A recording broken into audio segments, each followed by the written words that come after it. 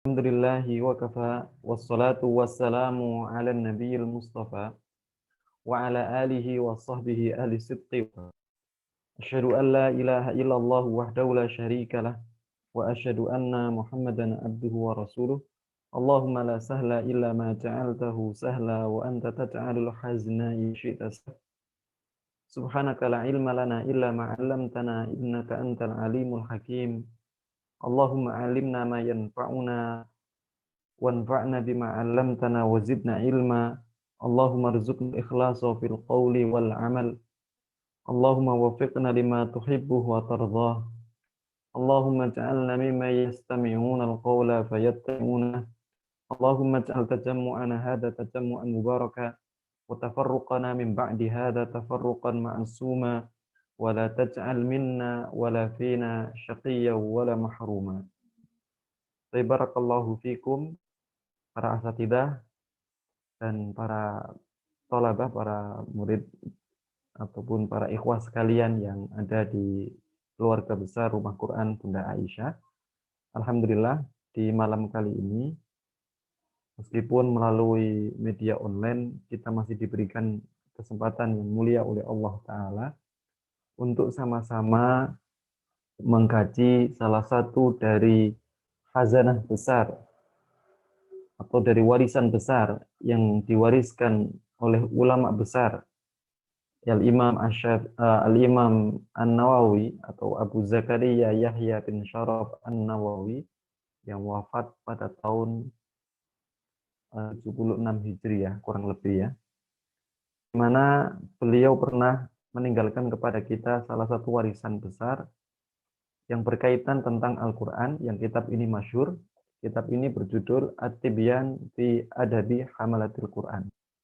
Penjelasan-penjelasan besar, karena At-Tibyan ya mengikuti wazan tif'al, maka tidak sekedar bayan tapi tibyan ya. Penjelasan-penjelasan global tapi atau penjelasan-penjelasan poin besar ya, dengan kalimat atau dengan kata-kata yang ringkas tapi maknanya sangat padat. Fi adab hamalatil Quran, tentang adab para pemikul Quran. Hamalah jamak dari kata hamil ya, para pemikul. Hamil itu membawa atau memikul Al-Quran. Barakallahu fikum, begitu kalau diterjemahkan, meskipun para penterjemah banyak menerjemahkan ya dengan judul aslinya, mereka tetap menerjemahkan rata-rata dengan At-Tibyan fi adab hamalatul Quran atau Tibyan, penjelasan tentang adab para penghafal Quran. Sebagian menerjemahkan dengan para penghafal, meskipun kalimat hamilul Quran tidak cuma sekedar para penghafal, tapi mereka adalah orang-orang yang betul berada di dalam keluarga Al-Quran. Barakallahu fikum, saudaraku yang dirahmati oleh Allah. Nah, ahlan Ustaz Farid ya, dan para asatidzah lainnya. Barakallahu fikum, ini adalah warisan besar dari seorang ulama yang memang terkenal dengan kepagihannya. Selain daripada kepagihannya, beliau adalah seorang ulama yang dianggap sebagai pembesarnya mazhab Imam Syafi'i rahimahullah. Oleh karena itu, kalau kita pernah belajar tentang mazhab Syafi'i, maka sering disebut ada dua syekh besar, syekhon dalam mazhab Syafi'i. Maka kalau disebutkan dua syekh besar dalam mazhab Syafi'i, maka yang dimaksudkan adalah dua. Yang pertama adalah Al-Imam Ar-Rafi'i, yang kedua adalah Al-Imam An-Nawawi rahimahullah. Padahal kalau dilihat secara umur, beliau ini dibandingkan dengan yang lainnya, secara umur itu dianggap junior. Tapi secara keilmuan beliau dianggap senior. Tentunya hal itu tidak bersifat instan, karena tidak ada ini menjadi rumusan di dalam sunatullah dalam kehidupan, atau kaidah di dalam sunatullah dalam kehidupan, bahwa tidak ada sebuah pencapaian besar kecuali melalui jerih payah. Oleh karena itu seorang penyair di penyair di masa dinasti Bani Abbasiyah yang sangat masyhur, namanya Abu Thayyib Al-Mutanabbi, mengungkapkan ajibtu kullal ujab, aku begitu heran, sungguh mengherankan ketika ada orang yang mereka ingin mendapatkan keuntungan dan kesuksesan, sementara mereka tidak mengerahkan jerih payahnya. Dan itu adalah perkara yang tidak baik. Maka Imam Nawawi rahimahullah dengan usia yang cukup muda, beliau telah mencapai pencapaian-pencapaian yang sangat besar. Beliau menjadi ulama besar dalam mazhab Syafi'i dengan usianya dari sudah menjadi mufti madhab dengan usianya sekitar 30-an, 30 tahun ya. Sekitar 30 tahun. Dan kita tahu sendiri bahwa Imam Nawawi rahimahullah ini umurnya tidak panjang. Beliau cuma berumur 45 tahun.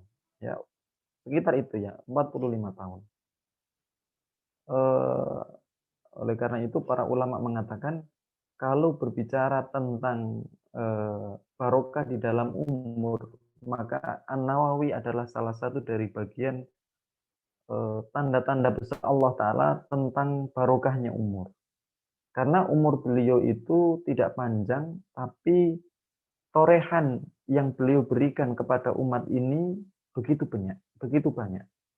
Jadi seakan-akan jika diukur antara karya beliau dan torehan beliau dalam memberikan khazanah kepada umat ini, kalau diukur dengan umurnya, seakan-akan khazanahnya itu lebih banyak daripada umurnya. Coba lihat saja karya Imam Nawawi rahimahullah, itu banyak sekali ya.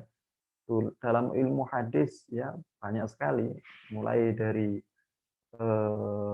Tahdhibul Asma wal Lughat, yaitu jumlahnya sampai 7 jilidan. Dalam masalah fikih, mulai dari Al-Majmu' Syarhul Muhadzab ya, ada sekitar 32 jilid. Di belakang saya ini ada Al-Majmu' Syarhul Muhadzab, ada sekitar 30-an jilid. Kemudian belum lagi dalam fikih lagi beliau punya Rawdatul Thalibin sekitar 4 jilid ya. Kemudian beliau juga mensyarah Sahih Muslim yang berjudul Al-Minhaj fi Syarhil Muslim sekitar ada 12 jilid. Tapi barakallahu fikum, kan banyak sekali kalau ngomongnya kita hitung. Yang kalau diukur antara beliau dengan umur beliau, maka seakan-akan karyanya lebih banyak daripada umurnya. Nah, inilah menunjukkan barokah umur.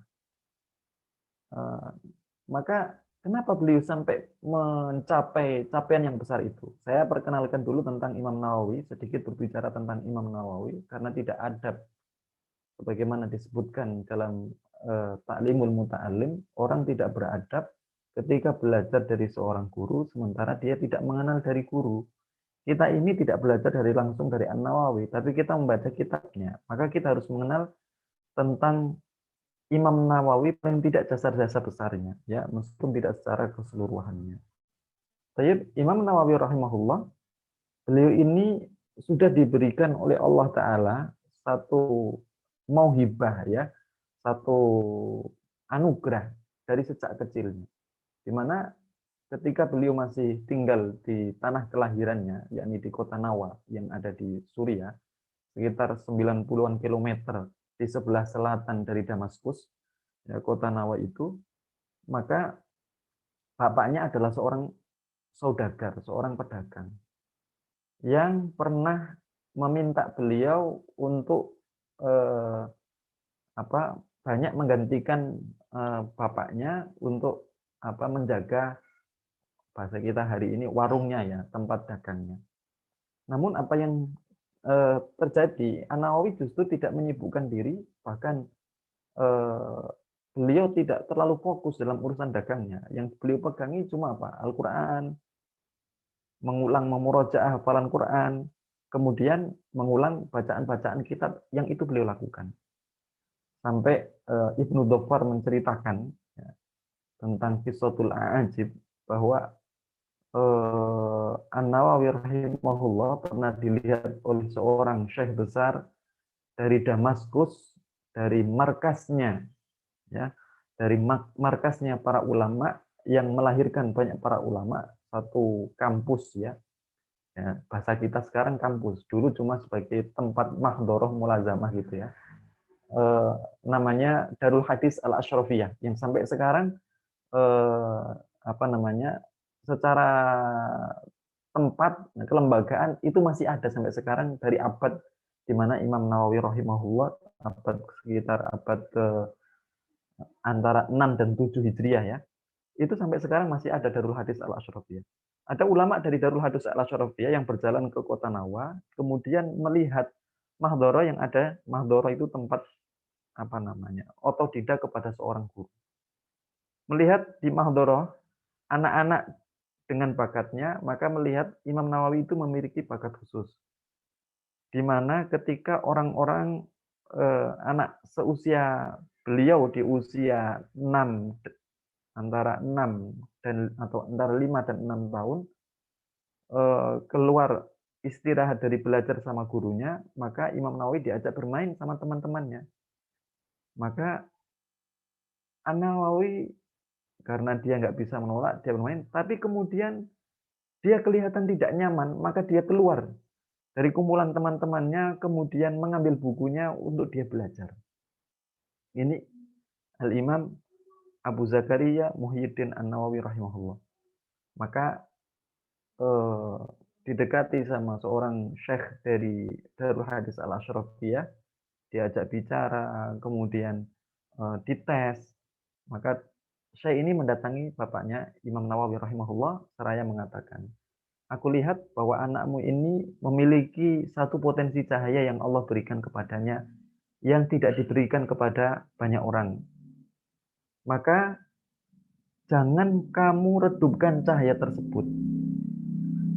Bawalah anakmu ini berangkat ke tempatnya para ulama, yakni dibawa ke Syam agar dia mendapatkan tempat dalam cahayanya tersebut. Maka dibawa ke Damaskus ya, dibawa ke Damaskus sampai kemudian Imam Nawawi belajar di Darul Hadis Al-Asyrafiyah. Di Darul Hadis Al-Asyrafiyah ini mengeluarkan banyak ulama seperti Abu Syamah, Ibnu Salah, dan banyak sekali ya ulama yang keluar dari Darul Hadis Al-Asyrafiyah.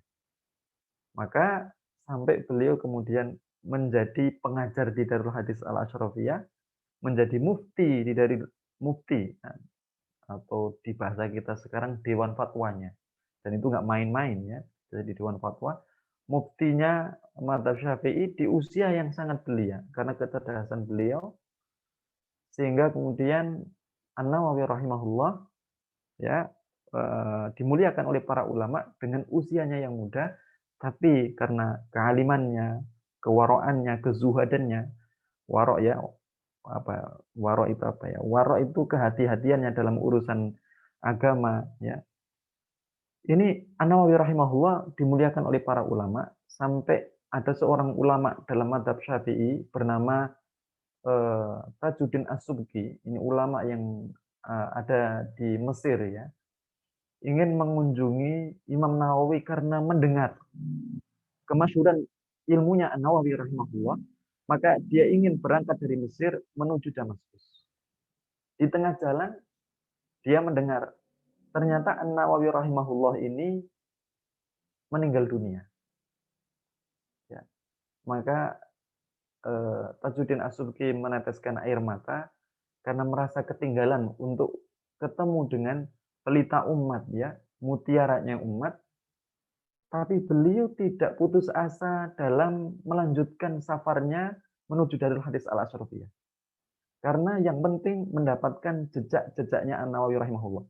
Padahal secara senioritas umur, Tajuddin As-Subki lebih tua ya daripada An-Nawawi rahimahullah. Maka berjalanlah Tajuddin As-Subki menuju Darul Hadis Al-Asyrafiyah. Sampai di sana maka beliau bertanya, di mana tempat belajarnya An-Nawawi, di mana tempat beliau mengajar, di mana tempat beliau menulis. Dan kalau kita lihat Imam Nawawi itu tradisinya itu ngajar, nulis, dan belajar. Ya, sampai diceritakan ada kitab dalam madzhab Syafi'i namanya ya Al-Wajiz ya. Ada pula namanya Al-Muharrar. Ya, Al-Wajiz yang ditulis oleh Al-Ghazali itu dibaca oleh An-Nawawi 100 kali. Makanya di sini kalau belajar Al-Qur'an baru sekali kemudian kok mendapatkan kesusahan, jangan putus asa. Setingkat Imam Nawawi itu belajar Al-Muharrar 100 kali. Ibnu Hajar itu mengulangi, Ibnu Hajar yang pernah mengenal kitab Bulughul Maram, itu mengulangi mengulangi, eee, apa namanya, hafalan nadhoman. Beliau pernah melewati kesulitan yang luar biasa dalam belajar ini Ibnu Hajar, tapi beliau tidak pernah putus asa sehingga Allah mudahkan. Mengulangi satu nadhoman. Nadhoman itu, apa namanya, bait-bait syair yang isinya adalah kaidah-kaidah ilmu. Satu nadhoman itu beliau ulangi sampai 90 kali. Ini Ibnu Hajar. Lah wong kita baru sekali kok kemudian putus asa, 2 kali putus asa ya. Tapi barakallahu fikum, maka An-Nawawi, suatu ketika beliau nggak punya minyak untuk nggak punya minyak berarti nggak apa, lampunya nggak nyala. Beliau juga nggak punya uang untuk membeli minyak. Maka sedihlah beliau karena aktivitas menulisnya terhenti. Karena dulu para ulama, cara menzakatkan ilmunya selain daripada mengajar adalah menulis. Tulisan mereka itu tanpa royalti seperti tulisan di zaman kita sekarang, ya, royalti materi tidak. Ya, para ulama dulu seperti itu. Maka An-Nawawi menangis.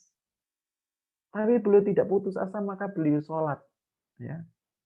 Beliau sholat, Allahu alam apakah itu tulisan Al-Majmu', Syarhul Muhadzab, atau kitab At-Tibyan ini. Ya. Beliau sholat.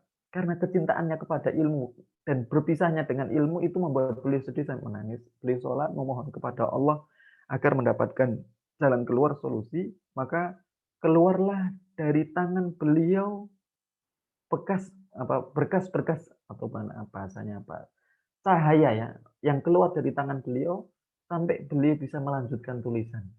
Ya, dan itu karomah dari Allah Azza wa Jalla.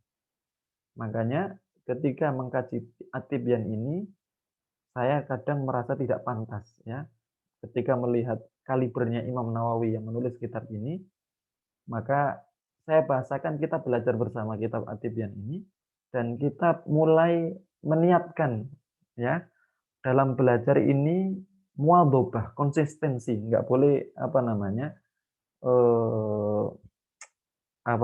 hilang muncul karena itu bagian daripada adab dan syarat untuk mendapatkan ilmu adalah al-jiddu wal muwadhabatu wal himmatu sebagaimana kata Az-Zarnuji, Burhanuddin Az-Zarnuji dalam kitabnya Ta'limul Muta'allim, yakni membangun kesungguhan, konsistensi, bukan inkonsistensi, kemudian al-himmatu, semangat dan cita-cita besar. Karena itu bagian daripada tangga kita untuk mendapatkan ilmu. Karena para ulama dulu ketika belajar, mereka bermodalkan itu diantaranya. Ketika mengajar, mereka juga mengajar dengan semangat, konsistensi, dan cita-cita besar. Barakallahu fikum.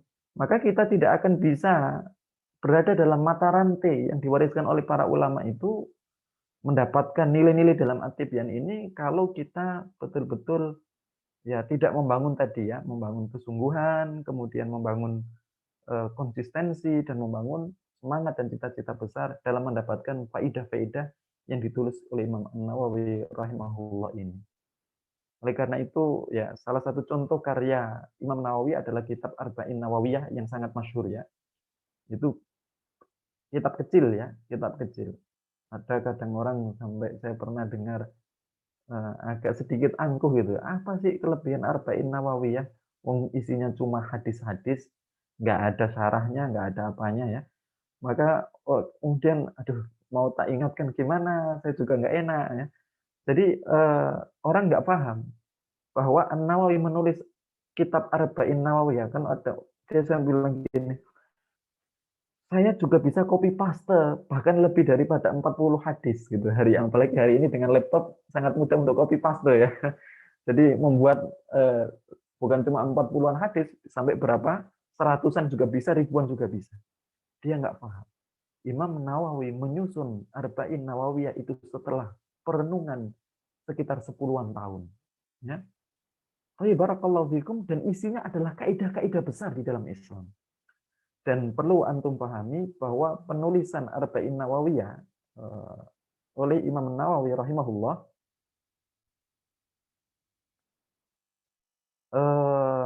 bahwa penulisan Arba'in Nawawiyah itu dikatakan oleh para ulama begini.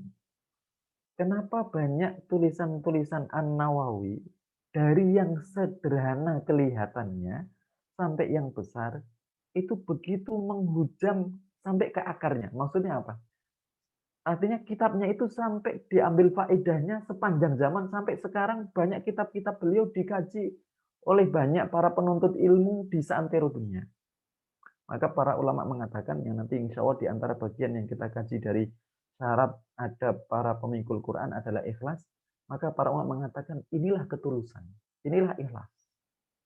Oleh karena itu, ya, ikhlas itu ibarat air yang berada di ketinggian. Sebagian ulama mengatakan itu. Ketika air itu semakin tinggi, maka dia akan semakin merata ke bawah. Tapi kalau air ke bawah menuju ke atas, itu akan sulit. Ya. Barakallahu fikum. Maka apa maksudnya? Ketika orang ikhlas, tulus karena Allah, maka amal itu akan menembus 7 langit sampai kepada Allah. Ya, yang Allah berada ya dalam ketinggian, maka ketika amal itu sampai kepada zat yang maha tinggi, maka Allah sendiri yang akan menghantarkan amal itu kepada para penduduk bumi. Ya. Dan itulah rahasianya Imam Nawawi. Padahal di zamannya Imam Nawawi, tulisan semacam adab penuntut penuntut ilmu, adab ahli Quran, kitab Arba'in, itu banyak sekali. Para ulama menulis Arba'inat itu banyak sekali. Kitab hadis Arba'in itu banyak sekali. Tapi kenapa yang lebih terkenal An-Nawawi? Itulah nilai ketulusan Imam Nawawi. Maka untuk gayung bersambut agar kita mendapatkan faedah dari An-Nawawi ini, maka mari saya ajak diri saya pribadi dan kemudian kepada saudaraku, kita betul-betul mengikhlaskan niat dalam belajar kitab At-Tibyan fi Adab Hamalatil Quran ini. Ini sedikit Imam Nawawi tadi ya. Maka para ulama memuliakan termasuk sampai Tajuddin As-Subki melakukan perjalanan khusus untuk ketemu Nawawi, tapi ketika tidak ketemu maka beliau berjalan ke sana kemudian bertanya, tadi belum saya lanjutkan, di mana tempat beliau mengajar, di mana tempat beliau menulis, di mana tempat beliau belajar, maka ditunjukkan. Maka As-Subki kemudian melakukan sholat di tempat-tempat tersebut. Kemudian ditanya, kok Anda mengambil tempat sholat di tempat-tempat yang biasa Imam Nawawi melakukan aktivitas kebaikannya? Maka dia melantunkan, As-Subki sampai melantunkan satu syair, wa fi daril hadisi, kurang lebih saya agak sedikit lupa ya, wa fi daril hadisi, intinya di darul hadis ini ada kemuliaan-kemuliaan yang ditorehkan An-Nawawi. La'alli adau bi hurri wajhi makanan dasahun Nawawi. Maka aku meletakkan wajahku ini di setiap tempat di mana An-Nawawi menginjakkan kakinya untuk beramal soleh, supaya aku dapat menggapai barokah yang yang didapatkan oleh An-Nawawi rahimahullah. Tapi barakallahu fikum, ini sedikit tentang Imam Nawawi. Jangan antum tanyakan bagaimana zuhudnya Imam Nawawi. Ceritanya banyak sekali tentang zuhudnya Imam Nawawi. Pernah ada satu kabar berita gitu bahwa kebun, ya, salah satu kebun apel di Damaskus itu ada yang tergosok, terampas, ya, terambil bukan atas seizin pemiliknya. Maka selama kabar itu belum jelas siapa yang mengambilnya, maka An-Nawawi tidak pernah memakan apel di Damaskus. Ya, sebagai bentuk kehati-hatiannya. Tapi ihwati fillah yarhamukumullah, kita langsung masuk pada kitabnya. Sebenarnya afdalnya ini bagaimana Ustaz ya? Salah satu bagian dari adab kitab kita membaca dari mukadimahnya. Cuma karena tidak semuanya para tulabul ilm, ya, kapasitasnya bukan tholabul ilmi. Jadi nanti saya baca mukadimahnya tapi tidak secara keseluruhan ya, tidak secara keseluruhan, paling tidak mewakili ya bagian-bagiannya sebagai bentuk adab kepada penulis yang mewariskan kitab ini. Tapi bismillahirrahmanirrahim, maka salah satu dari bagian adab kita ketika membaca kitab adalah selain ya adab fisik adalah adab batin berupa doa. Ya, kalau adab fisik paling tidak wudu ya. Makanya Al-Imam Ad-Dabusi pernah wudu sampai 16 kali dalam satu malam ketika mengkaji kitab-kitabnya Abu Hanifah. Ya, karena saat itu beliau sedang sakit perut.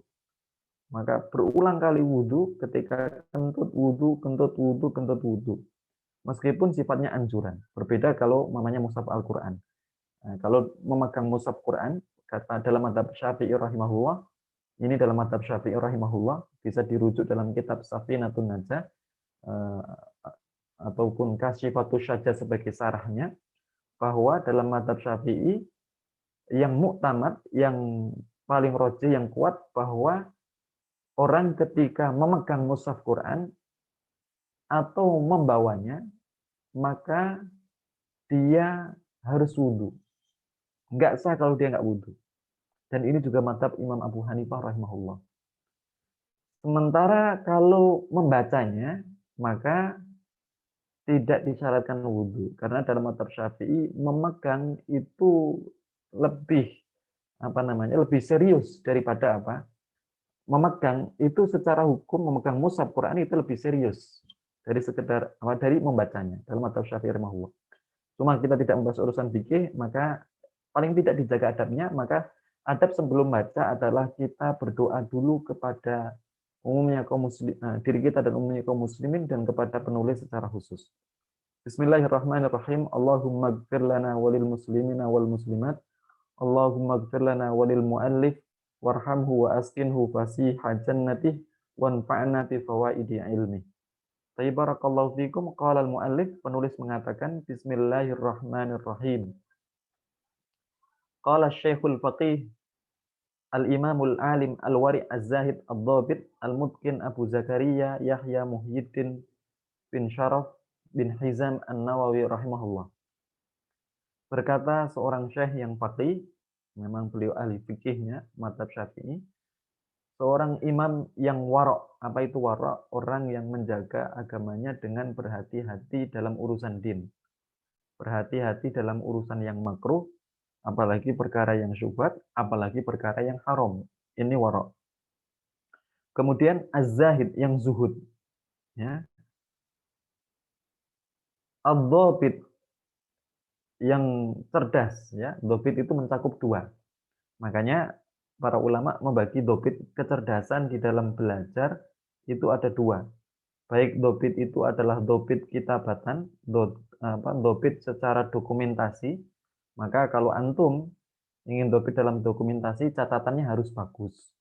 Atau sekarang di era kontemporer adanya rekaman, maka rekamannya harus bagus dan difilekan secara rapi supaya tidak berserakan. Dhabit yang kedua adalah dhabit sodron, yakni dhabit secara akal, di mana hafalannya tidak hilang, lupa ingat tidak, tapi betul-betul kuat ya. Kapan dibutuhkan langsung keluar, itu namanya dhabit sodron. Maka paling tidak ya kita menyiapkan dua-duanya, meskipun tidak dhabit sodron secara maksimal sebagaimana para ulama dulu, paling tidak ya kita fokus betul, dan kemudian secara dokumentasi jangan sampai hilang ya, makanya ini penting ya. Barakallahu fikum. Berikutnya al-mutqin, seorang ulama yang sangat dalam di dalam mutqin itu orang ketika memahami satu fan, satu bagian dari bagian ilmu, maka dia tidak cuma paham globalnya, tapi dia sampai paham dalam-dalamnya betul ya. Abu Zakaria, ini kunyahnya, julukannya, panggilan Abu Zakaria. Makanya Nabi Shallallahu Alaihi Wasallam dan tradisi Arab itu suka dengan panggilan Abu. Makanya kadang sampai ada anak kecil itu belum punya anak tapi sudah apa, dijuluki dengan panggilan Abu, ya, Abu Umair, Abu siapa, kadang kayak gitu ya. Baik, barakallahu fikum.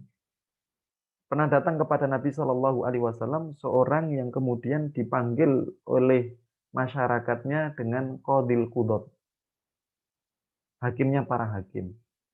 Maka Nabi tidak suka nama itu, karena nama itu hanya khusus dimiliki oleh Allah. Hakimnya para hakim itu hanyalah Allah Ta'ala.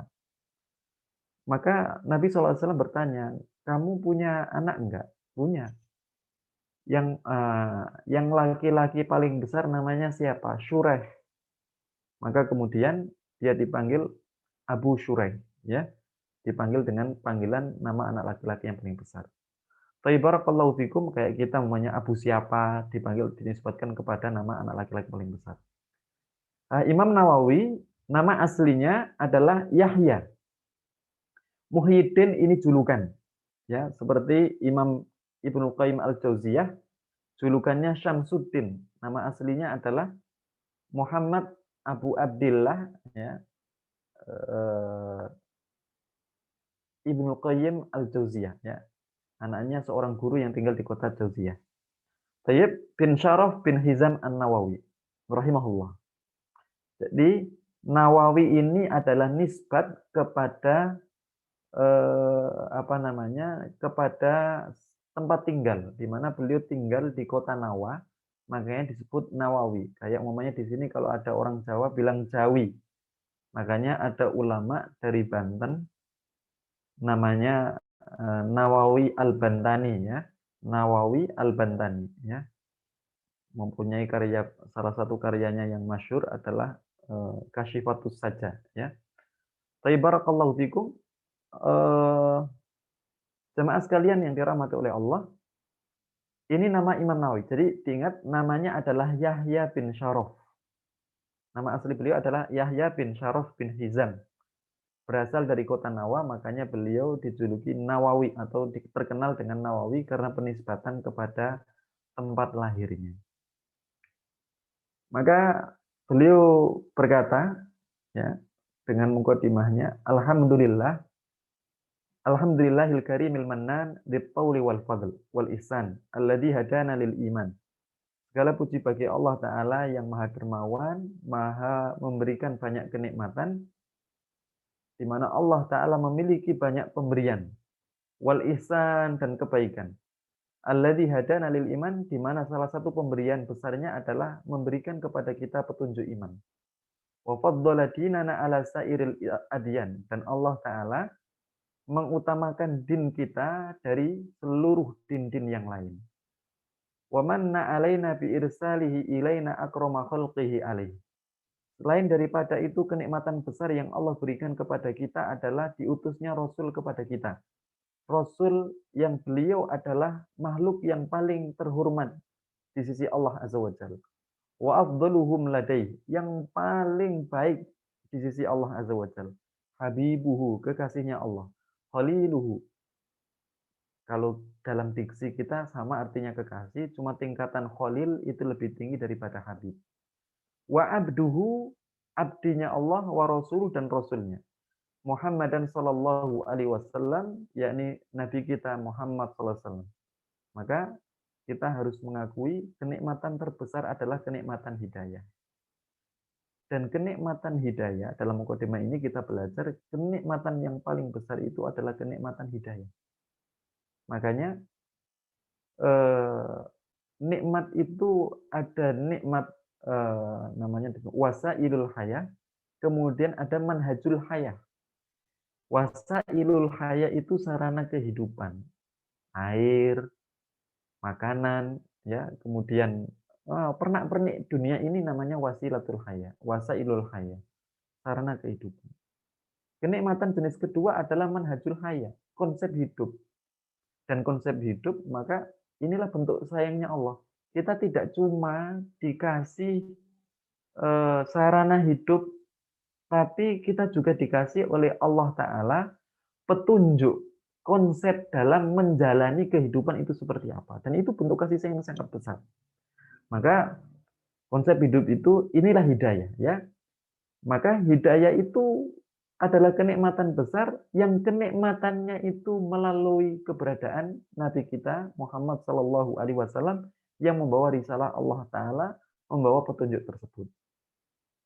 Tapi barakallahu fikum, yang Muhammad SAW famaha bihi ibadatul autan, menghapus peribadatan kepada seluruh bentuk berhala, wa akramahu sallallahu alaihi wasallam bil Quran, wa akramahu sallallahu alaihi wasallam bil Quranil mu'jizatil mustamirrati ala ta'aqubil azman. Allah juga memuliakan Rasulullah dengan Allah mendermakan kepada Rasulullah SAW petunjuk Al-Quran, mukjizat yang selalu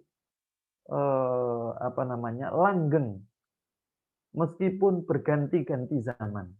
Makanya kemukjizatan Al-Quran tidak cuma terjadi di satu zaman, tapi tidak di zaman yang lain. Karena ya kalau kita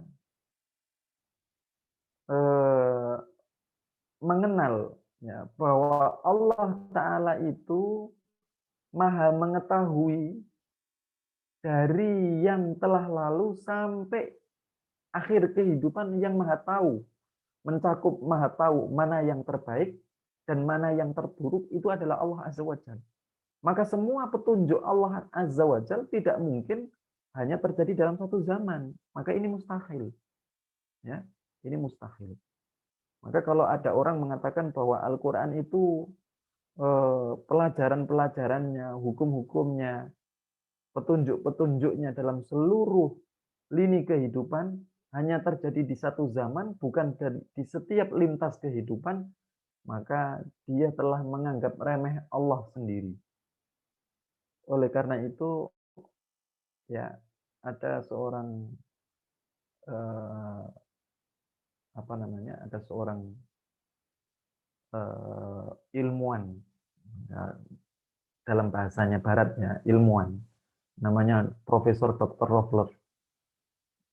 Ini diceritakan oleh seorang ulama dari India, namanya Abul Hasan Ali An-Nudwi, di mana profesor ini mendapatkan Nobel di dunia kedokteran. Beliau ini spesialisasi dalam ilmu saraf, ya.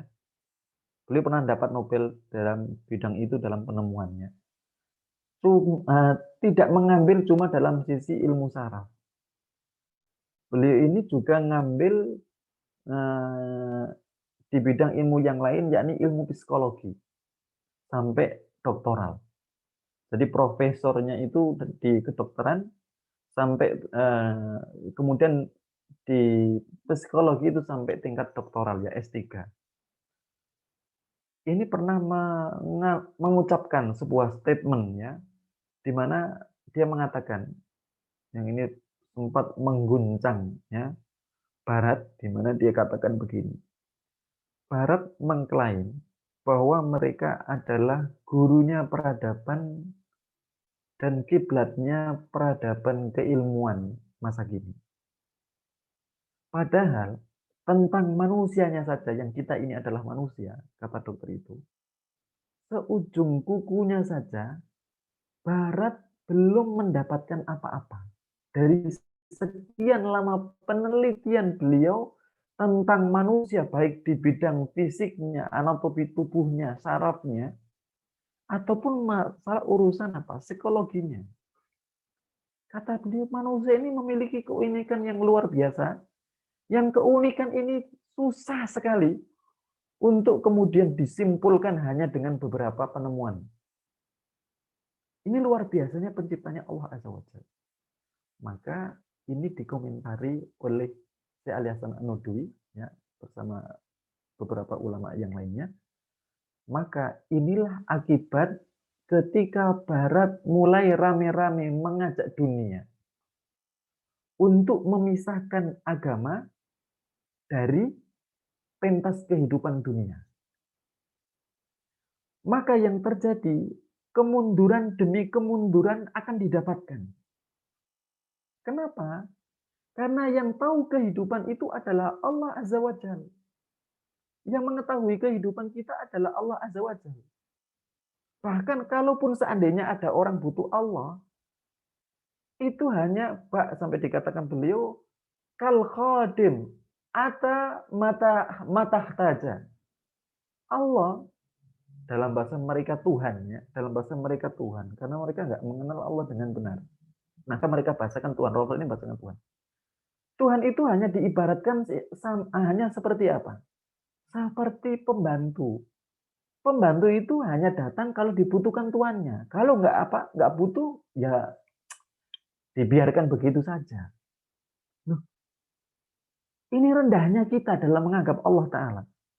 Salah satunya adalah menganggap Allah seperti itu ketika kita bersikap dengan wahyu Allah.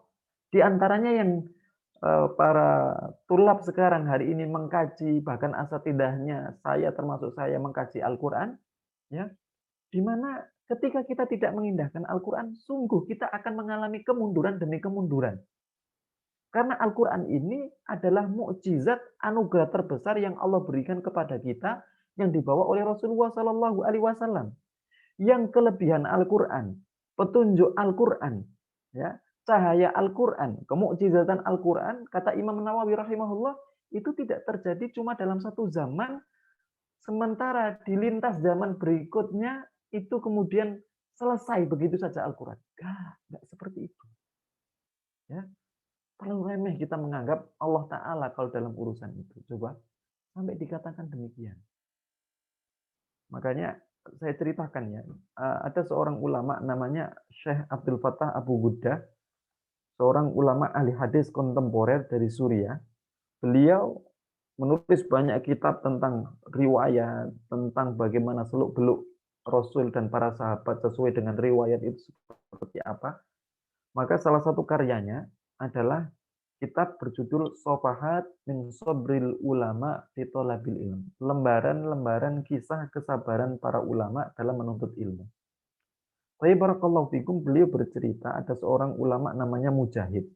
Ini ulama di masa kepemerintahan Islam, kejayaan Islam di Andalusia. Ya, di masa Andalusia. Yakni itu di masanya dinasti Bani Abbasiyah mulai mulai redup, maka muncullah Andalusia dari keturunan Umayyah. Di mana diceritakan banyak para ulama saat itu di Andalusia, penemuan-penemuan tentang ilmu sains itu mulai mengalami kemajuan yang sangat pesat sampai ditemukan tentang rumus dalam terbang itu seperti apa, seperti yang ditemukan oleh Abbas Al-Firnas. Tentang matematika oleh Al-Khwarizmi, ya, tentang listrik itu sudah banyak ditemukan, darah kapiler dan lain sebagainya itu sudah ditemukan di zaman itu. Apa yang terjadi? Mujahid ini ketika belajar sains, tapi dia tidak mengawali dari belajar Al-Quran secara mendalam, belajar iman secara mendalam, maka dia mendapatkan keresahan. Ya. Putra daerah dari Andalus ini merasakan keresahan, maka dia meninggalkan sains itu dan kemudian dia mau belajar Al-Quran secara riwayat. Padahal ini dia sudah hafal Quran, Mujahid ini sudah hafal Quran. Maka dia ingin belajar cara membaca Al-Quran secara riwayat dari Imam Yahya bin Abi Katsir yang ada di Irak. Makanya kita pernah mendengar salah satu qiraat adalah ulama qiraat bacaan Al-Quran dari Yahya bin Abi Katsir. Ini sebagai bentuk motivasi karena kata Al-Junaid bahwa cerita itu ibarat tentara Allah yang diberikan kepada kita untuk memberikan semangat. Sebagaimana kalau ada tentara, saat kita betul-betul ketakutan, kita seakan-akan merasa aman. Barakallahu fikum, maka dia meninggalkan gemerlapnya Andalusia untuk belajar ilmu hadis di Irak, ilmu Quran, baca Quran di Irak sama Yahya bin Abi Katsir. Sampai di sana, ternyata majelisnya Yahya bin Abi Katsir itu dihadiri ribuan orang. Bisa kita bayangkan, kita masih syukur loh, belajar Al-Quran di rumah Quran, ataupun dimanapun, itu jumlahnya masih sama guru cuma 2 orang, 3 orang, 4 orang. Kan kita bisa mendengar fokus belajar sama gurunya. Dulu bagaimana kita bayangkan, majelisnya para ulama yang dihadiri sampai 3.000, sementara zaman dulu belum ada mikrofon. Itu yang dengar dapatnya apa? Dari belakang itu dengar ya apa, yang dengar dari belakang itu dapatnya apa? Makanya saya pernah baca itu sampai ada riwayat yang di belakang dari yang depan. Riwayatu khalfin ya amma ya ummu dari orang yang ada di depannya. Tapi barakallahu fikum. Itu terjadi di masa dahulu. Maka Mujahid sampai di tempatnya Yahya bin Abi Katsir ini ternyata duduk di belakang. Duh, nggak dapat faedah lebih banyak daripada yang di depan.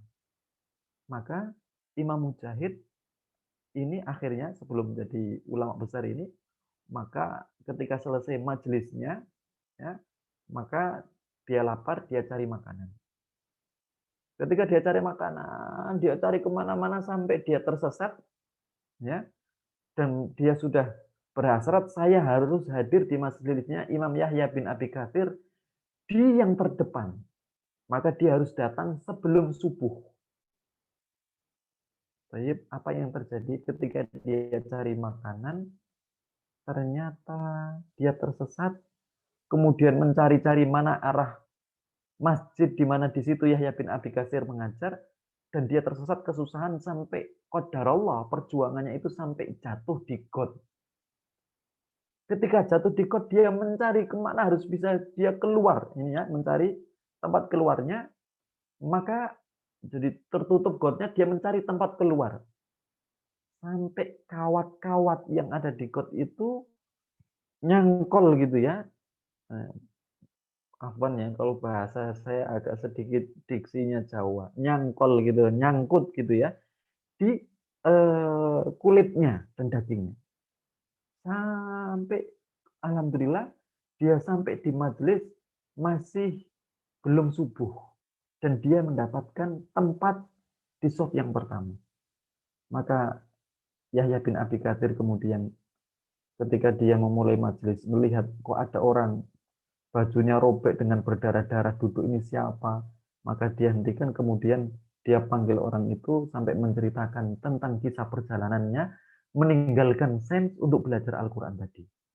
Tapi barakallahu fikum, ini mukadimah yang disampaikan oleh Imam Nawawi bahwa Al-Quran itu sebuah hadiah besar yang diberikan kepada kita.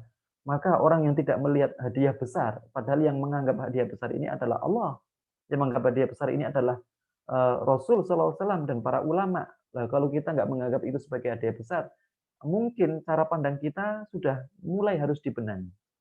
Tayyib barakallahu fikum. Alladhi yatahadda bihal insa wal jan bi ajma'ihim wa afhama biha jami'a ahla zayghi wa tughyan. Yang Al-Quran ini ketika manusia dan jinnya berkumpul seluruhnya, mereka ditantang untuk membawa semisal Quran, meskipun cuma satu hurufnya ataupun membawa satu ayatnya, mereka tidak mampu, ya, karena luar biasa isinya. Makanya ketika siapa namanya Musailamah Al-Kadzab membuat-buat ayat yang kemudian ayat palsu gitu ya, yang diakhiri dengan huruf yang sama di ujungnya, maka diketawakan, ya. Eh, di mana ketika Musailamah bertemu dengan Amru bin As, maka Musailamah ditanya, wahai Amru, apa yang turun kepada eh, seorang dari bangsamu itu, yakni Muhammad Sallallahu Alaihi Wasallam. Maka kata Amru bin As, aku dengar sahabat-sahabatnya membaca. Menurut Ibnu Rajab Al-Hambali, ini sebelum masuk Islamnya Amru bin As, bahwa dia mendapatkan wahyu diantaranya adalah surah yang dikatakan oleh mereka surah Al-Asr yang bunyinya A'udzu billahi minasyaitonir rajim wal 'asr innal insana lafi khusr illal ladzina amanu wa 'amilus solihati wa tawassaw bil haqqi wa tawassaw bis sabr. Maka kata Musailamah, aku juga baru dapat wahyu. Ditanya sama Amr bin As, coba wahyumu apa? Aku baru saja turun kepadaku wahyu wal wabr. Wa ma adraka mal wabr? Laka udunan wasoder. Coba. Wabr itu binatang yang mirip kelinci, tapi bukan kelinci. Jadi coba dia dalam wahyunya isinya demi binatang wabr. Ya, tahukah kamu itu apa wabr? Kamu memiliki dua telinga dan dada yang besar, perut dan dada yang besar. Barakallahu fikum. Maka Musailamah ketika menyampaikan itu di hadapan Amr bin As, maka Amr bin As tertawa terbahak-bahak seraya mengatakan, "Wallahi ya Musailamah, innaka la ta'lam. Anni a'lam annaka lakadzdzab." Demi Allah wahai Musailamah, pasti kamu sadar kalau aku itu sudah tahu bahwa kamu itu pembohong besar. Jadi Al-Qur'an ini subhanallah sampai diibaratkan oleh seorang musuhnya Rasul pada waktu beliau berdakwah di Mekah yang sampai betul permusuhannya besar kepada Rasul, namanya Walid bin Mughirah. Namun anaknya masuk Islam, yakni Khalid bin Walid, di mana Walid bin Mughirah ini adalah ahli bahasanya mereka dan ahli syairnya mereka. Salah satu di antara ahli syair dan ahli bahasanya mereka. Ketika turun ayat Al-Quran, Walid bin Mughirah itu suka, subhanallah, mendengarkan ayat itu, kemudian merasa indahnya lantunan syair mereka nggak ada apa-apanya. Sampai kemudian dia pegangi mulutnya. Merasa, subhanallah, dia jauh sekali. Ini Walid bin Mughirah. Maka Walid bin Mughirah pernah sampai memberikan sebuah testimoni. Dia katakan bahwa Al-Quran ini ibarat buah yang ranum. Dari luarnya terlihat indah, pingin untuk dipetik. Ketika dirasakan, menyegarkan tenggorokan. Dan menyegarkan sanul bari. Barakallahu fikum. Nah, maksudnya apa? Al-Quran secara lafaz enak sekali dibaca. Ya, jadi lafadznya aja. Saya yakin ya, banyak yang belum mengetahui ketika membaca Al-Fatihah artinya apa. Tapi ketika mendengarkan, apalagi bisa membacanya, itu enak sekali di sini. Kenapa? Loh ini kalam Allah kok. Makanya sampai musuhnya Nabi aja memberikan apa? Testimoni demikian. Barakallahu fikum. Musuhnya Nabi aja memberikan testimoni demikian. Baik, maka rugi sekali ya orang yang kemudian tidak mengindahkan hadiah dari Allah Ta'ala berupa Al-Quran ini. Baik, berikutnya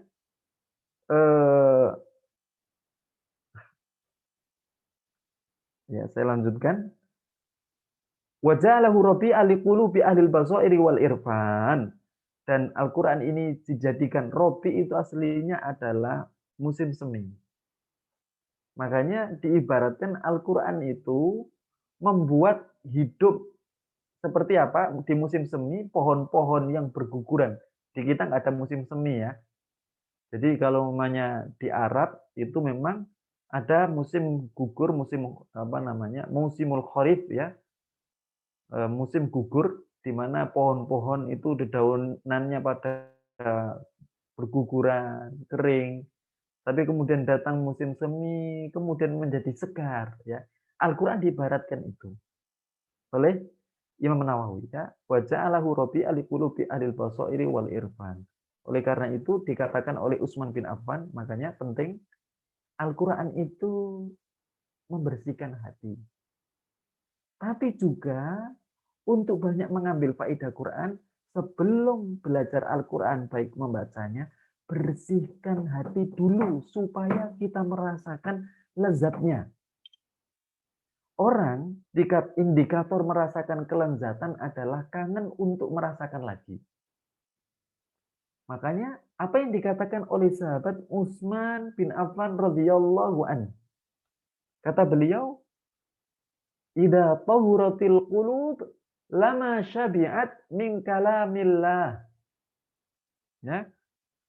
Kalau hati-hati orang itu bersih dalam merespon Al-Quran, maka dia tidak akan pernah merasa kenyang dalam menikmati firman Allah Azza wa Jalla. Pingin lagi, dan pingin lagi. Nah, itu nikmat sekali. Barakallahu fikum. Makanya cara membersihkan hati yang diantaranya lidah kita harus merasakan kesulitan dulu dalam mengucapkan lafadz-lafadznya supaya hati kita apa namanya, bahasanya dibenahi ya. Dengan bacaan itu hati menjadi ngikut ya untuk dibenahi dengan bacaan tersebut sehingga nanti lama-lama kita akan merasakan manis dan indahnya Al-Qur'an yang kemudian membuat hati kita menjadi bersemi. Dalam riwayat sendiri ada doanya ya, doanya panjang sekali di mana dalam doa disebut Rasulullah SAW pernah berdoa kepada Allah Ta'ala, Allahumma inni abduka wa bnu abdika wa bnu amatika nasiyati biyadika madin fiya hukmuka adlun fina qada'uka ya anta kama sammaita bihi nafsaka au anzaltahu fi kitabika au 'allamtahu ahadam min khalqika au ista'sarta bihi fi ilmil ghaib an taj'alal qur'ana rabi'a qulubina. Dalam doa itu Rasul berdoa. Jadi tadi mukodimahnya, maka doa itu yang terbagus adalah memukodimainya dengan pujian kepada Allah Ta'ala. Makanya rata-rata doa yang diajarkan oleh Rasul itu isinya adalah pujian kepada Allah terlebih dulu dengan asma husnanya. Barakallahu fikum. Dan itu diajarkan di dalam surah Al-Fatihah. Ketika kita berdoa dengan yang terbaik, yakni meminta yang terbaik, meminta hidayah, maka surah Al-Fatihah diawali dengan pujian yang terbaik. Di situ disebutkan Alhamdulillah, di situ disebutkan asma husnanya Allah yang terbaik, yang inti, yang diantaranya adalah Allah dan Ar-Rahman Ar-Rahim. Barakallahu fikum. Nah, di dalam doanya Rasul itu setelah memuji Allah, baru kemudian di situ Rasul berdoa. Hendaklah engkau jadikan Quran itu rabi'a qulubina. Ya Allah, jadikan Al-Quran itu sebagai penyegar hati-hati kami. Wa nura sudurina, dan penyinar hati-hati kami. Ya, cahaya untuk hati kami. Wa jalaa ahzanina, dan penghilang ya kesusahan-kesusahan kami ya. Wa dhahaba humumina wa humumina, dan penghilang kekhawatiran kami ya, kesulitan kami itu hilang dengan apa? Al-Qur'an. Barakallahu fikum jamaah sekalian yang dirahmati Allah. La yakhluqu ala kathratit taraddud wa taghayyuril ahyan ya. Al-Qur'an itu tidak akan pernah lusuh sehingga enggak ibarat baju yang lusuh enggak bisa dipakai lagi, rusak sudah apa namanya? Sudah enggak mungkin dipakai lagi. Al-Qur'an tidak bisa seperti itu. Meskipun sering diulang malah semakin tambah kangen. Wa taghayyuril ahyan, meskipun apa? Berganti-ganti zaman, berganti-ganti keadaan, Al-Qur'an tetap dirasakan enak. Wa yassarahu lidzikri hatta stadharahu sigharul wildan. Dan Al-Qur'an itu secara apa namanya? Lafaz dan isinya mudah untuk dihafalkan. Sampai anak-anak kecil itu mudah menghafalkan. Makanya Bapak-bapak sekalian yang dirahmati oleh Allah, jangan lupa bahwa kenapa anak kecil itu kok mudah menghafalkan Al-Qur'an? Ya, karena memang dalam dirinya belum ada, ibarat tanaman itu belum ada rumput-rumputnya. Ya. Kalaupun ada rumputnya itu masih kecil dan bisa dijabutin. Sehingga ketika ditanam Al-Qur'an itu mudah, ya. Apalagi dengan pendengaran. Saya pernah baca kitab tentang penelitian hawas ya, indra yang disebutkan dalam Al-Qur'an. Ada kitab ya membahas tentang itu. Maka di situ disebutkan indra dalam Al-Qur'an menyebutkan asam, pendengaran itu lebih banyak daripada penglihatan. Kenapa? Makanya bayi ketika lahir yang berfungsi dulu pendengarannya atau penglihatannya? Pendengarannya kan. Barakallahu fikum. Makanya salah satu sunnahnya diadzani, meskipun hadisnya dhaif, tapi kata Ibnu Qayyim Al-Jauziyah itu bisa dipakai dan itu adalah tradisi salaf. Ya, tradisi orang-orang soleh dahulu. Karena pendengaran bayi itu berfungsi, maka dia mendengarkan yang pertama kali adalah apa? Yang terbaik, yakni syiar-syiar Islam yang terkandung di dalam panggilan adzan. Kemudian Al-Qur'an. Coba. Ada anak belum bisa baca Quran. tapi dia sudah diperdengarkan Al-Quran, itu langsung respon. Sehingga kemudian dia bisa apa? Mengikutinya dan mudah menghafalkannya. Baik, barakallahu fikum. Karena memang pendengaran itu subhanallah ya, memiliki fungsi yang sangat besar yang kadang melampaui penglihatan. Baik, barakallahu. Maka banyak para ulama yang buta tapi bisa hafal Quran. Baik, barakallahu fikum jamaah sekalian yang dirahmati oleh Allah. Maka banyak anak yang mudah menghafal Quran karena memang Al-Quran itu dimudahkan oleh Allah Azza wa Jalla. Ya.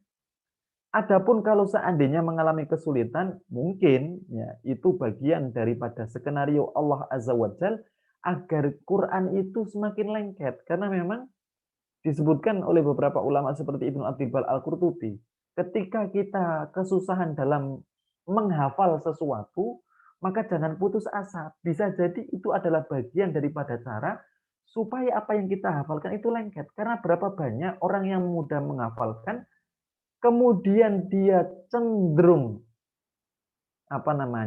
menganggapnya gampang, remeh, sehingga hafalnya cepat, hilangnya juga cepat.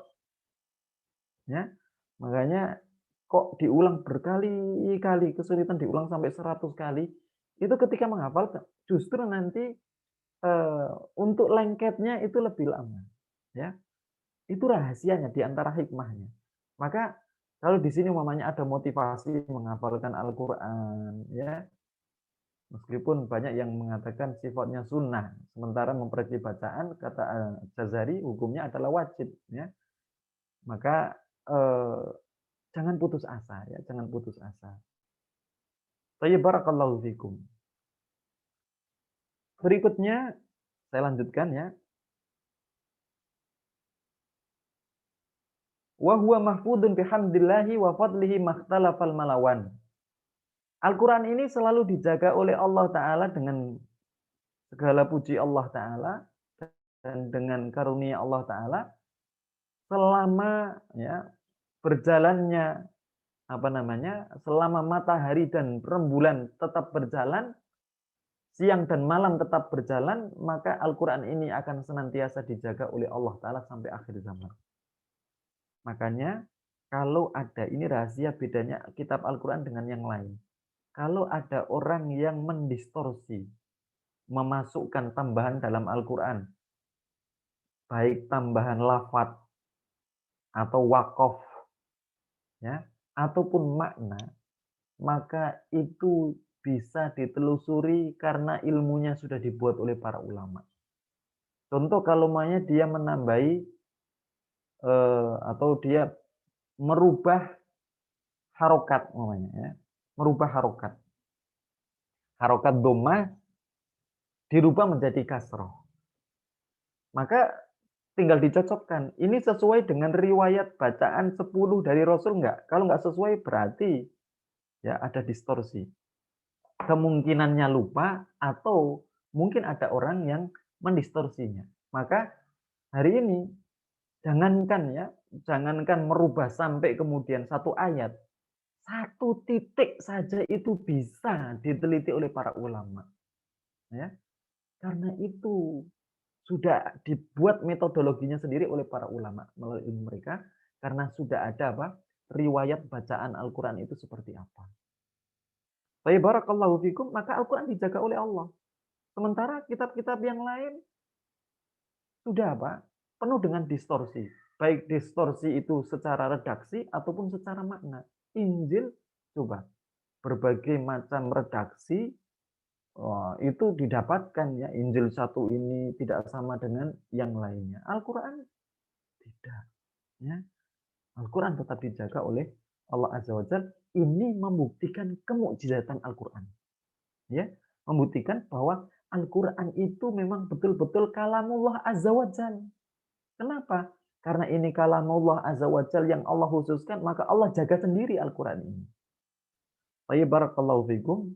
Berikutnya ya, wa waffaqa litina bi ulumi man istafahu min ahlil hifzi wal idqan.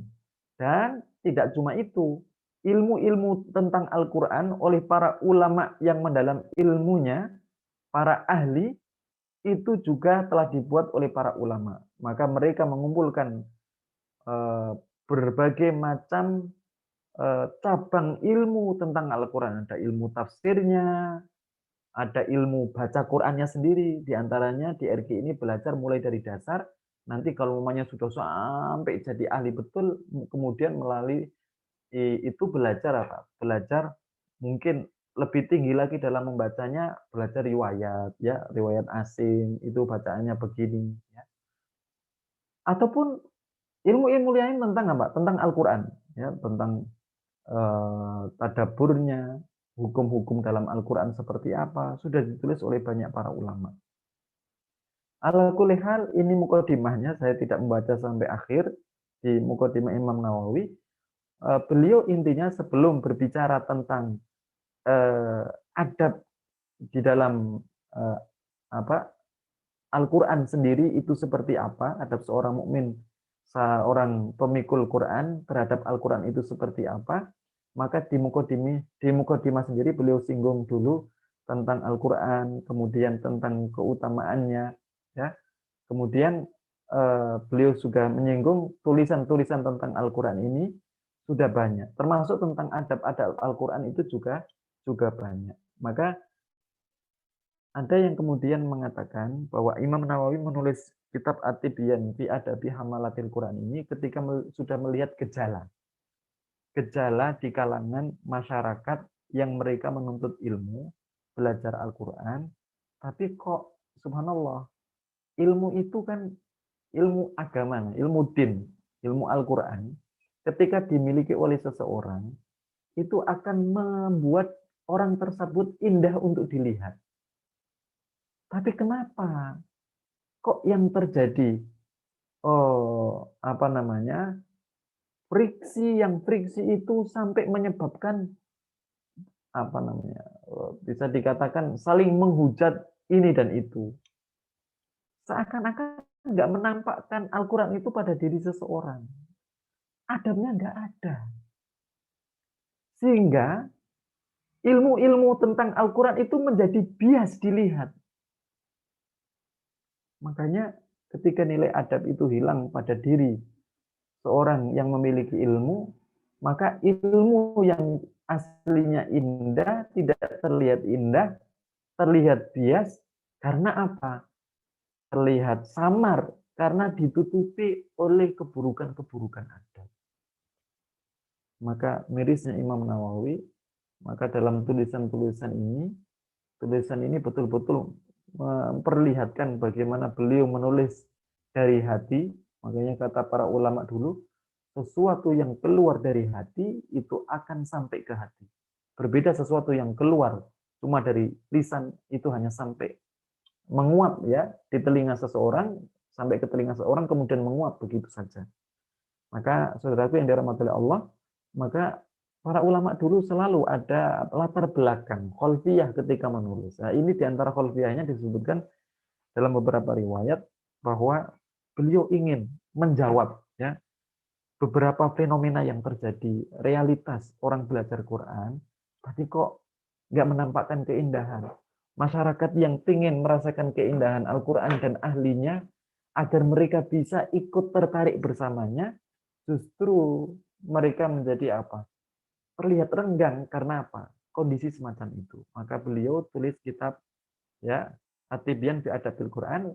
Selain daripada itu, beliau menasihatkan para murid-muridnya di sini bahwa ketika adab-adab ini ada, maka akan memudahkan seseorang membuka pintu-pintu ilmu. Ya, oleh karena itu Syekh Shalih Al-Utsaimin dalam kitabnya Ta'dzimul Ilm menukil dari Ibnu Abdul Bar Al-Qurtubi bahwa adab itu adalah salah satu dari kunci untuk membuka pintu-pintu ilmu. Maka ketika kita hilang dari adab dan nilai-nilainya, terutama adab terutama adab ahli Quran sendiri, karena nanti berkaitan adab dia, ya, kepada Allah, adab dia kepada apa namanya, kepada Al-Quran sendiri, itu seperti apa, nanti akan saya singgung di pasal-pasalnya menyebutkan apa. Jadi ini mencakup sekitar ada 10 bab, ya. dalam kitab At-Tibyan nanti kita akan mengkaji sekitar 10 bab, ya. Bab yang pertama tentunya seperti biasa menyebutkan tentang, fadlul Quran ya, keutamaan Al-Quran. Kemudian bab yang kedua adalah keutamaan tentang membaca Al-Quran, ya, keutamaan membaca Al-Quran. Kemudian bab yang ketiga adalah kewajiban memuliakan ahli Quran. Makanya Nabi Shallallahu Alaihi Wasallam makanya asik Pak ya. Nabi Shallallahu Alaihi Wasallam itu pada waktu perang Uhud, bagaimana jadi ada teori, ada metodologi kaidah sendiri ketika ada banyak jenazah. Mana yang kita dulukan untuk kita urus? Maka Nabi memerintahkan mengurus ahli Quran dulu. Siapa yang paling banyak Al-Qur'annya dalam keahliannya, maka mereka didulukan. Karena mereka adalah ahlullahi wa khasatih. Karena mereka adalah keluarganya Allah Ta'ala dan orang-orang khususnya Allah Azza wa Jalla. Barakallahu fikum, nanti akan kita kaji dalam kitab At-Tibyan ini. Kemudian adab para pengajar dan pelajar Al-Quran itu seperti apa? Karena ilmu itu akan semakin bagus kalau 3 unsur semakin bagus untuk didapatkan kalau 3 unsur ini saling memiliki keterkaitan. Yakni yang pertama, ini kalau saya kutip dari kitab lain, kitab Ta'limul Muta'alim, orang mendapatkan ilmu itu mudah kalau 3 unsurnya itu sama-sama memiliki adab yang sama. Unsur yang pertama adalah unsur murid, unsur yang kedua adalah unsur guru, kemudian unsur yang ketiga adalah unsur orang tua. Ini penting sekali, ya. Kita pernah mengenal bahasa belajar dulu ketika belajar IPA ya, mutualisme simbiosis ya. Jadi saling ketiga unsur ini akan saling saling memberikan manfaat. Barakallahu fikum, kemudian di bab yang kelima nanti kita akan mengkaji tentang adab para penghafal Quran. Ya. Orang menghafal Quran itu adabnya seperti apa dan ketika dia sudah hafal Quran dia seperti apa adabnya. Kemudian yang keenam adalah adab membaca Quran sendiri. Ya, apakah dituntut dalam membaca Quran itu wudhu dulu ataukah tidak? Nah, kalau tadi ketika memegang, ya, tentunya disyaratkan untuk wudhu dulu. Ya, ini dalam mazhab Syafi'i. Kecuali Bapak yang ada di sini ada bermadhab Maliki atau bermadhab Hambali atau bermadhab bermadhab dohiri kontemporer. Ya, ya mungkin kalau tidak berwudu ya mungkin wudu itu dianggap sebagai sunnah saja. Kecuali yang bermadhab Syafi'i. Saya menyampaikan beberapa madhab tadi ya. Barakallahu fikum. Kemudian adab yang mulia terhadap Quran. Ya. Adab-adab terhadap Quran itu seperti apa? Yang nanti akan disinggung diantaranya ketika naruh Quran itu seperti apa. Ya. Jangan sampai orang naruh Quran itu Qurannya itu mushaf Quran. Contoh ini mushaf. Saat kita menaruh di rak buku, kemudian Al-Quran itu ditaruh di bawah kitab-kitab yang lain. Itu nggak beradab. Makanya kadang kita tidak terbukakan nilai-nilai Al-Quran di dalam diri kita, ya susah menghafalkannya, susah mempelajarinya, karena kita sendiri nggak beradab sama Quran itu sendiri. Maka Al-Quran jadi nggak cinta sama kita. Ya, Barakallahu fikum. Kemudian contoh gini, ini ada kitab Sahih Bukhari contoh, ya ada kitab Sahih Bukhari. Contoh ada kitab Sahih Bukhari, kemudian ada Quran. Jangan sampai Sahih Bukharinya di atas, Qurannya kemudian di bawah, ya. Tapi sebaliknya. Maka sesuai dengan urutan, para ulama itu membuat urutan sampai ketika menaruh kitab itu di dalam meja, kita harus tetap beradab urutannya di mana. Baik, ini sedikit saya singgung ya. Kemudian nanti akan kita pelajari detailnya. Kemudian berikutnya menulis dan memuliakan mushaf Quran. Ya. Gimana cara menulis dan memuliakan mushaf Quran itu seperti apa? Ya. Sampai ini menjadi perdebatan ulama. Sebagian ada yang mengatakan kalau ini dalam madzhab Abu Hanifah, nggak boleh nulis Quran pakai tinta merah. Menurut Abu Hanifah, ya, nggak boleh ini bukan haram. Menurut beliau makruh. Kenapa? Karena itu kebiasaan orang-orang filosof. Mereka merasa hebat dengan tulisan-tulisan mereka dengan warna merah. Abu Hanifah takut itu akan mendekatkan seseorang pada kecintaan para filosof sehingga apa? Menjauhkan dari apa? Nilai-nilai wahyu itu sendiri. Nah, tentang filosof dan apa itu nanti pembicaraannya silakan nanti kalau ada mau tanya saya persilakan ya. Ah, sampai ada yang berpendapat demikian.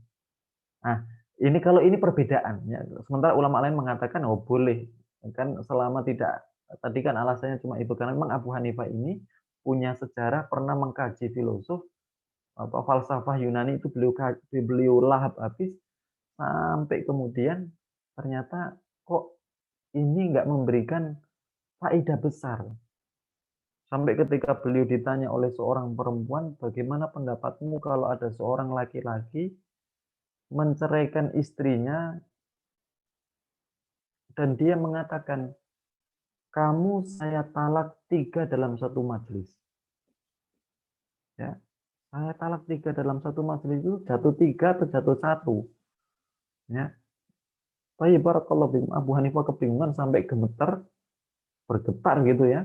Maka beliau berlari sampai ketinggalan sandalnya kepada seorang ulama hadis. Beliau masih perlu untuk belajar, meskipun beliau pernah belajar hadis, beliau perlu mendalam lagi ilmu hadis, maka beliau belajar sama seorang ulama namanya Hamad bin Sulaiman, dan duduk di hadapannya Hamad bin Sulaiman, belajar sama beliau selama 18 tahun. Jadi kita belajar berapa lama di RQ ini, jangan kemudian pusing ya. Ada contoh ulama seperti Abu Hanifah, sudah diulamakan di usianya 40-an, tapi masih belajar hadis sama Hamad bin Sulaiman 18 tahun. Tapi barakallahu fikum, jadi dalam tulisan itu juga ada adabnya. Nah, kalau para ulama sepakat, nggak boleh orang ketika menulis Al-Quran, itu catatannya berserakan. Ya, catatannya berserakan. Karena itu justru akan membuat orang penat dengan ilmu sehingga dia jauh dari ilmu.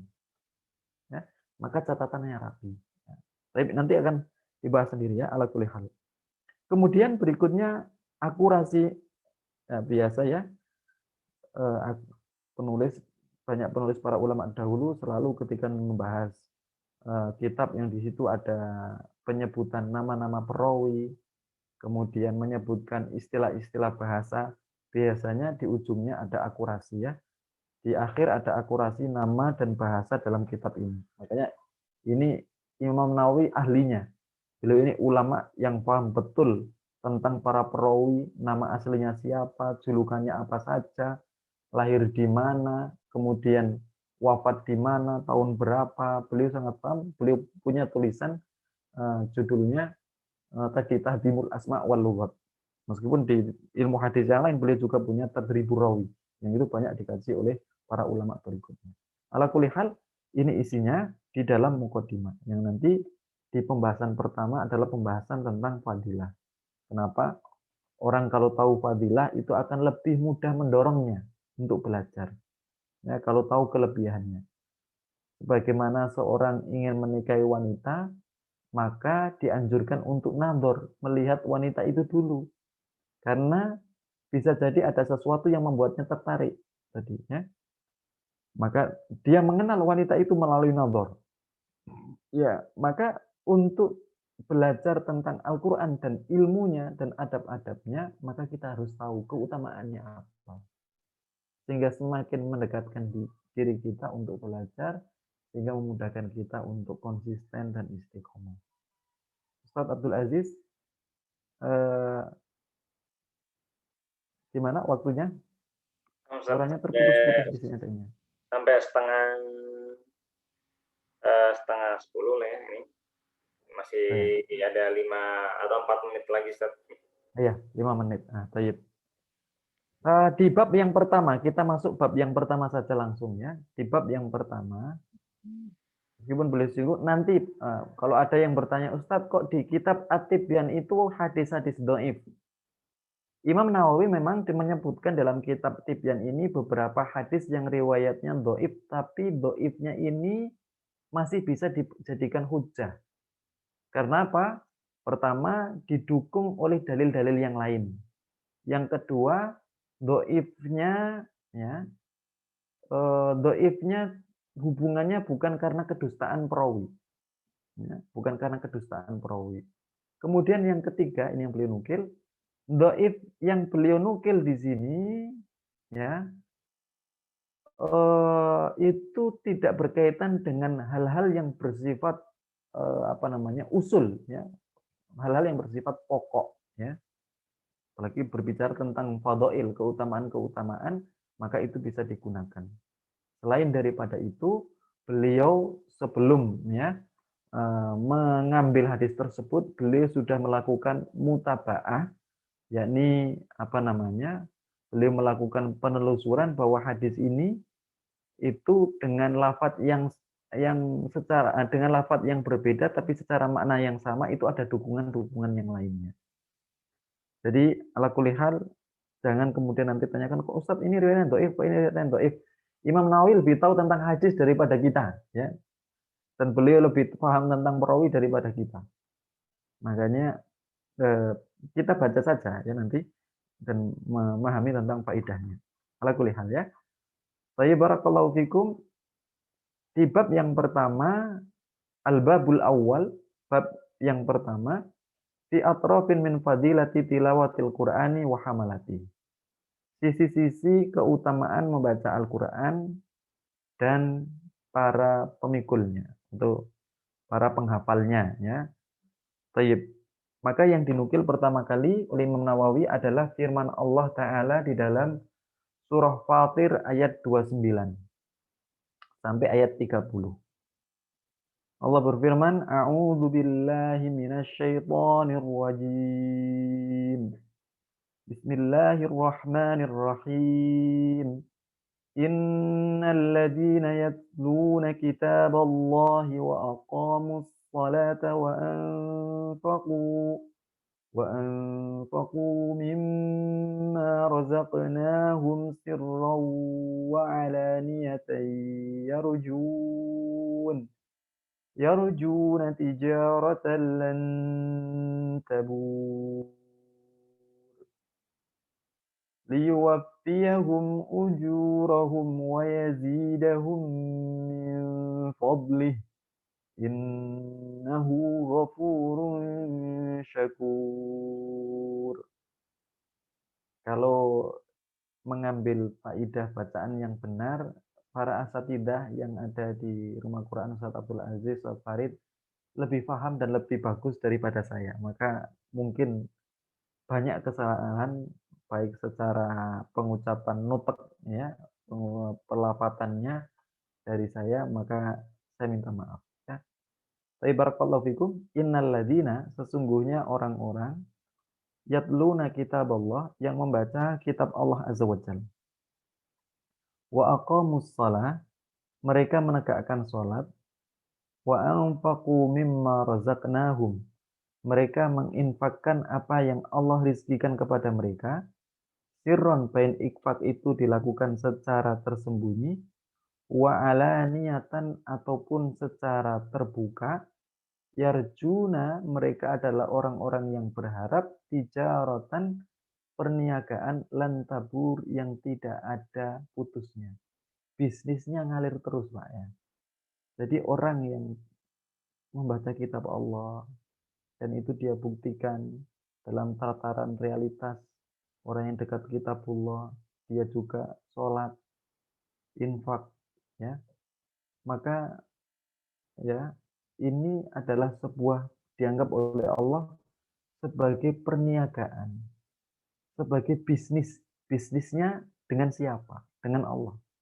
Orang selalu berharap ketika berbisnis dengan pihak yang terpercaya, yang tidak merugikan, yang menguntungkan. Bagaimana kalau kita berbisnis, yang nawari bisnis kita itu adalah Allah Azza wa Jalla. Coba kita bayangkan saja apa yang kemudian Allah firmankan di sini. Yang salah satu bisnis itu Yang dibeli oleh Allah dari kita adalah kita membaca kitab Allah, kita menegakkan sholat, kita berinfak secara tersembunyi ataupun secara terbuka, maka itu adalah cara kita berbisnis dengan Allah Ta'ala. Maka Allah Ta'ala menyampaikan janji dalam bisnisnya itu lantabur, bahwa bisnisnya itu tidak akan rugi dan tidak akan putus. Jalan terus.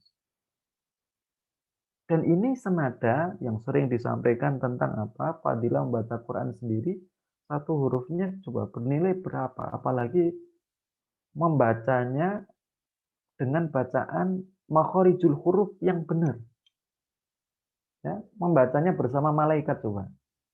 Malaikat dutanya Allah yang terbaik. Safaratil kiromil baroroh. Sebagaimana dalam riwayat At-Tirmidzi. Yang nanti insya Allah disebutkan riwayatnya. Sudah senilai satu hurufnya. Jadi kan orang yang membaca Al-Quran dengan bagus, maka dia membacanya dengan malaikat terbaik dari dutanya Allah Ta'ala. Sebagian ada yang mengatakan dia adalah Jibril. Tapi barakallahu fikum, ada pula yang mengatakan intinya dutanya umum ya, di sini disebutkan secara umum, duta terbaiknya Allah Ta'ala dari malaikat. Sementara orang yang membacanya, kayak di sini kita belajar makhorijul huruf dalam membaca Al-Quran masih terbatah-batah. Ya, dia apa namanya? Wayutati ada kalau dibaca ada ini para ulama membaca ada dengan dua bacaan hadis ya. Wayutati ufihi ada pula yang bacanya wayata ta. Nah, ininya indahnya lafaz bahasa Arab. Ada kaidah di dalam bahasa Arab bahwa nagomatu alfadhihi tadullu ala makna. Ketukan-ketukan lafaz dalam bahasa Arab itu sudah bisa menunjukkan makna dalam lafaz itu sendiri. Coba wayu takti atau wayatakta itu kan susah diucapkan ya. Makanya diterjemahkan terbatah-batah, susah, sulit di lidah ini. Wa huwa alaihi syaqqun. Kalimat syak ini kan termasuk huruf syak. Shin, alif, qaf. Kemudian ada tasdidnya tadi ya. Syaqqun. Kalau main diterjemahkan susah. Coba lihat, saya ambil contoh. Makanya contoh kaidah tadi dalam bahasa Arab. Makanya ada begini ya. Surah Tauha, Pak. Makanya belajar Quran itu banyak sisi yang kita apa namanya? Sisi yang kita ambil. Coba dalam surah Tauha, Nabi Musa pernah ditanya oleh Allah Ta'ala. Wa ma tilka biyaminika ya Musa. Apa yang ada di tanganmu? Tangan kananmu itu wahai Musa. Maka Nabi Musa mengatakan, qala hiya asaya. Ini adalah tongkatku. Atawak ka'u alaiha. Aku gunakan tongkat ini untuk nyender. Wa ahushu biha ala ghanami. Dan aku gunakan untuk, nah, kadang menerjemahkan untuk apa? Menggiring, ahusyu diterjemahkan menggiring kambing-kambing gembalaan. Coba, ahusyu itu dari kata apa? Orang ketika ngembala itu kan giring kambing itu biasanya hush, hush, hush, hush gitu kan. Hush, hush itu. Nah, wa ahusyu itu maknanya itu. Ya. Jadi lafadznya aja sudah kadang memberikan pengertian di dalam maknanya. Contoh begini, cuma ini kalau orang apa namanya, orang Pantura biasanya bisa paham dengan bahasa itu. Al-Quran kadang mengungkapkan tentang buruknya orang kafir itu dengan ungkapan apa? Dengan mat wajib mutasil ya. Sa'a ma kanu ya'malun. Kalau Al-Quran cuma terjemahkan, kalau kita lihat terjemah, buruk sekali perbuatan mereka. Kadang nggak kena. Tapi kalau kita terjemahkan tadi ya, kan panjang. Jelek, jelek sekali perbuatan mereka itu kena. Nah, itu maksud saya tadi kaidah tadi ya. Nah, disebutkan orang yang membaca Quran, wow, yutati, patah-patah, susah. Baca alhamdulillah susah sekali. Membaca Al-Fatihah. Tayyib barakallahu fikum dan syakun. susah betul mengeluarkan huruf dari tenggorokan, dari mulut ini susah banget. Maka dia mendapatkan 2 pahala. 2 pahala ini apa? 1 pahala atas usahanya dan 1 pahala adalah pahala bacaan Al-Quran. Di mana rincian pahala bacaan Al-Quran itu adalah 1 hurufnya bernilai 10 kebaikan. Ini maksudnya ya. Barakallahu fikum.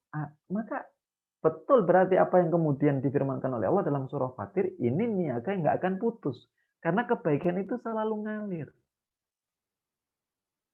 Kebaikan itu selalu ngalir dalam berniaga kepada Allah tadi. Liyuwaffiyahum ujurahum wa yazidahum min fadlih. Innahu ghafurun syakur.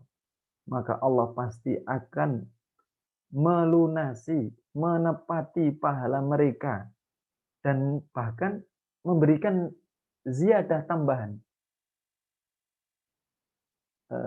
Beberapa tafsir menyebutkan, contoh kan, ada apa? Ada jaza, ada ziyadah, ada balasan, ada tambahan. Balasan itu sebagaimana janji di dalam nas-nas yang menyebutkan tentang keutamaan. Contoh gini ya. Orang yang sholat sunnah 12 rakaat rawatib ya, setiap yang mengiringi setiap sholat fardu, baik qobliyah maupun ba'diyah, ya, maka Allah bangunkan untuknya rumah di surga. Nah, ini namanya balasan. Allah tidak akan mengingkari janjinya ini. Tapi ada tambahan. Sesuatu yang tidak ada dijanjikan oleh Allah Ta'ala, tapi nanti Allah akan berikan sebagai bonus. Salah satu tambahan itu disebutkan diantaranya adalah melihat wajah Allah Ta'ala. Ataupun tambahan-tambahan yang lainnya. Makanya ada beberapa riwayat, ada seorang mengatakan, ya Allah, saya rasa amalku dulu itu biasa-biasa saja. Kok saya mendapatkan hal yang besar ini? Didapat dari mana? Oh, tambahan itu dari apa? Bisa berupa dari apa? Oh, dulu dari keturunanmu ada yang memperhatikan tentang apa? Jadi mereka beramal atas upayamu, tapi kemudian ditanam oleh anakmu sehingga kemudian diberikan keutamaan yang besar tadi. Baik, barakallahu fikum. Allah memberikan tambahan dari pemberiannya, inna sesungguhnya Allah Ta'ala ghafurun adalah zat yang maha pengampun, syakurun dan maha berterima kasih. Coba, orang berterima kasih itu apa? Makanya Nabi itu ketika hutang, ketika mengembalikan, rodulnya adalah rodun hasan. Rodun hasan itu tidak disyaratkan ya. Contoh gini, Nabi itu atau gini, orang hutang 500.000 untuk dijadikan modal, tapi nggak boleh kemudian dibilangi di awal nanti saya kembalikan 550.000, tidak.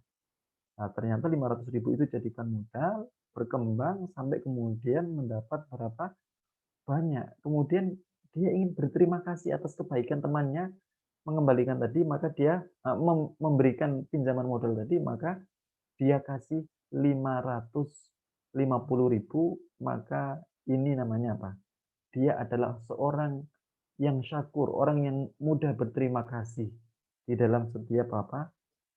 Kebaikan saudaranya. Loh, Allah jauh lebih daripada itu. Ya, Allah tambahi ya semua yang sudah dijanjikan Allah diberikan, tapi Allah tambahi hal-hal yang lebih yang tidak pernah Allah janjikan. Baik, barakallahu fikum.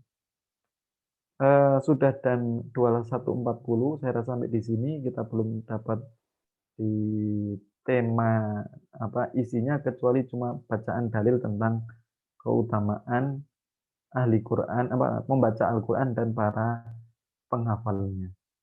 Baru di yang pertama. Nanti insya Allah di hadis-hadis kita akan mendapatkan banyak hal ya. Tapi barakallahu fikum. Silakan Ustaz Abdul Aziz, ini yang dapat saya sampaikan. Jazakumullah khairan. Wassallallahu wasallam ala nabiyyina Muhammadin wa ala alihi washabihi ajmain. Subhanallah bihamdika nasyhadu an la ilaha illa anta nastaghfiruka wa natubu ilaik. Wassalamualaikum warahmatullahi wabarakatuh.